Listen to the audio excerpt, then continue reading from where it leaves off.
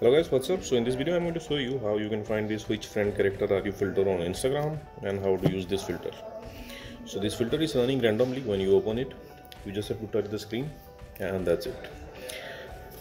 To get this filter, you have to visit the creator profile, follow the creator to unlock all his filter to your camera tray, check in his filter gallery and you will find this filter. This is the filter. You can see a preview here. You can save it to your camera from here. So let's try it. To try it, you just have to tap the screen and that's it.